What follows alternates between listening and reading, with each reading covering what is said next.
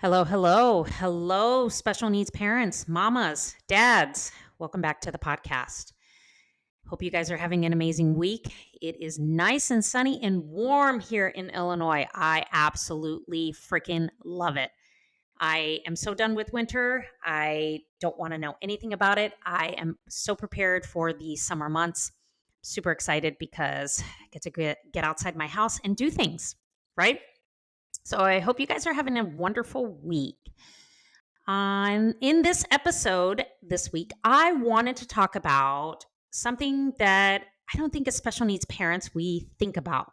So it's financial planning in your special needs child. So financial planning is probably something that isn't even on your radar. I know when I became a special needs mom, it was not on my radar whatsoever. And I didn't even think about it.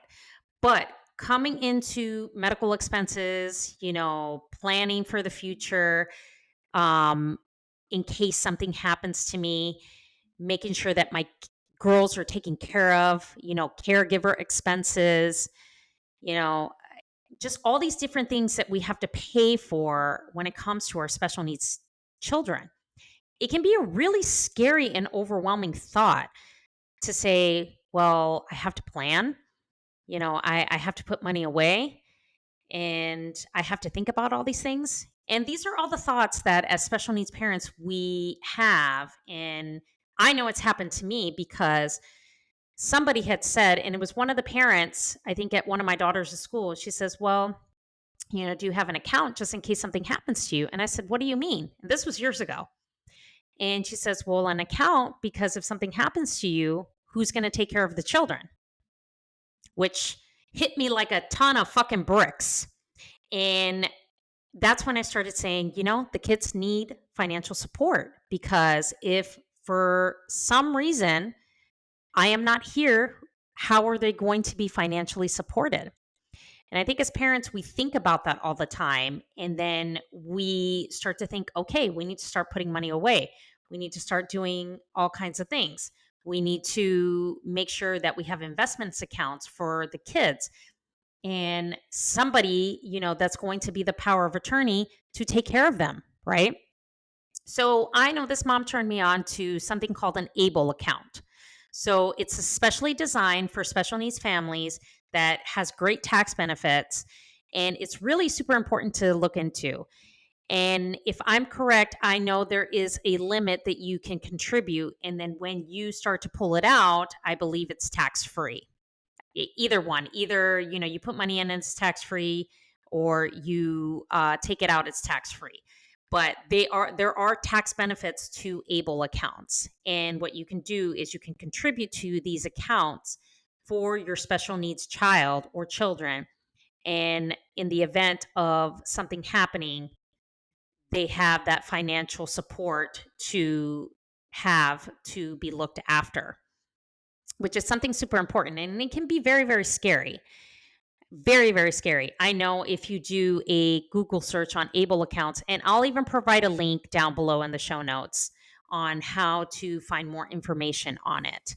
So, the things that I want you to think about and that we're going to talk about in this episode is, let's say you needed to have some kind of financial support for your special needs child. Who is going to be responsible for that child in case something happens? Is it going to be a family member? Is it going to be a cousin?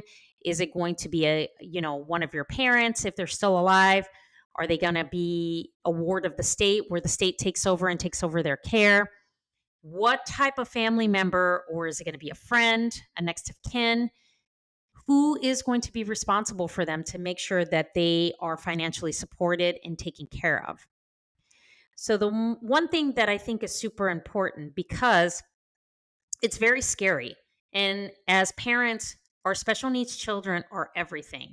And I know myself as a special needs mom, it is a very scary thing, especially when I'm thinking about having somebody caring for my children, because we know that to trust somebody to go ahead and take care of our child or children, it's a very scary thing considering sometimes there is There are people who are unkind. There are people out there that hurt, you know, other people, other special needs children. And we see those stories all the time.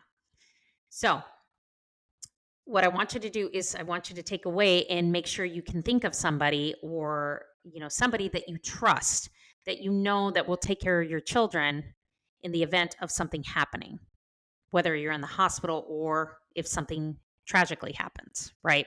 And I know these are all scary points, but these are things we have to think about as parents, even as regular parents. Regular parents have to think about this as well, because you never know, right? So, what I want you to think about, it's important to plan ahead and be prepared, because we all know that tomorrow is never promised. So we have to live our life fully to the fullest, because we never know what may happen, right? So those are the things that you can do. Whether you have investment accounts, those are great too. If there is some kind of savings account, whatever you can do to make sure that your child is financially supported is super important. And just to have that community and that tribe of people that you trust in case something happens, that they can go ahead and continue the care for your special needs child. So I hope this was pretty educational. I know this is a short episode. It is one of the things that really makes you think when it comes to financial support, because it's one thing that we're dealing with: doctor's appointments, IEP meetings, school activities, um, you know, stuff with the, home health and feedings, and trying to get some kind of respite care. The last thing on your mind is saying, oh, well, my child needs to be financially supported and I need to invest money in case shit happens, right? So, but it's super important, and it's something that you have to make sure that you make a priority, because if something happens and you're not prepared, you don't want to leave your child out there, and there's no support for them, right?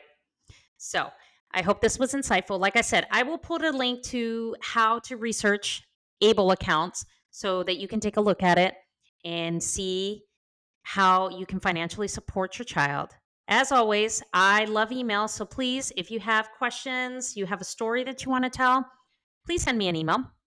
Links are down in the show notes. If you're interested in becoming a guest and coming on the podcast, there is a form that you can fill out. It's linked in the show notes. Fill out the form, come on the podcast, and let's have a chat.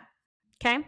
So, if this episode is helpful, make sure you like, subscribe, share to anybody that it could use any of this information. It's always good to share information, right? So, hope this episode was helpful. Thank you so much for everyone listening. I really appreciate it, and I will talk to you next week.